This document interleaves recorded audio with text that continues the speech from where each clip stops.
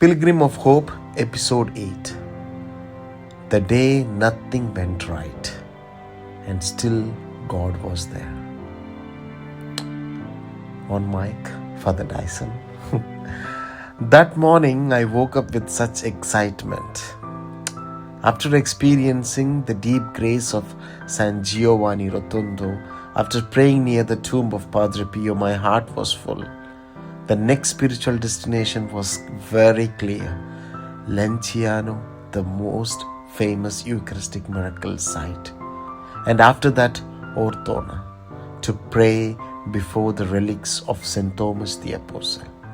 So I took the train. Everything was on time, perfectly organized. I was confident. I thought today will be smooth. Today will be holy. Today will be a success.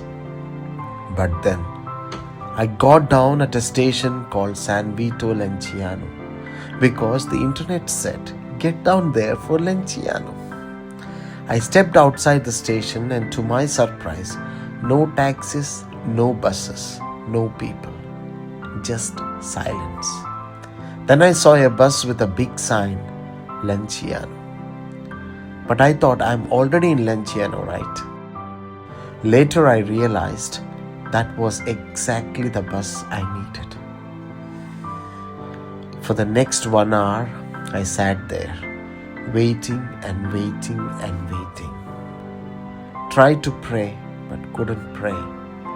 Finally, at 11:38, a train to Lanciano. I rushed in, reached Lanciano, already late, and now I had a promise to keep. In Ortona, the same sisters who formed me, who taught me catechism, who inspired my first Holy Communion, were waiting. They called and said, train at 12:10 will bring you here by 12:30. It was the same train I just got down from. 7 minutes, no time to see the Eucharistic miracle, no time to even step into the sanctuary. I had to choose, and I chose love over plan. I chose to meet the sisters. I took the train to Ortona. I arrived thinking, now I'll get a taxi. No, not at all. Maybe some buses. Nope. All country roads, all uphill, all steep. 400 to 500 steps, local roads turning into mountain paths. Somewhere in those steps I realized pilgrimage isn't sightseeing. Seeing the women who taught me the stories of saints, who planted the first seeds of faith in my heart, it was emotional, it was beautiful, it was grace. One of the sisters then walked with us to the cathedral, St. Thomas the Apostle. Under the altar, the relics of the Apostle who touched the risen Christ. She showed us a chair and said, whoever sits here and prays will receive what they ask. I sat, I paused. What should I ask? What does a pilgrim ask when standing before the Apostle who doubted and then believed? I made 3 small intentions and left the rest to God. Time was gone to reach Lanciano now. Meant missing the last connections to Rome. I stood in the railway station with a heavy heart. I had to let go.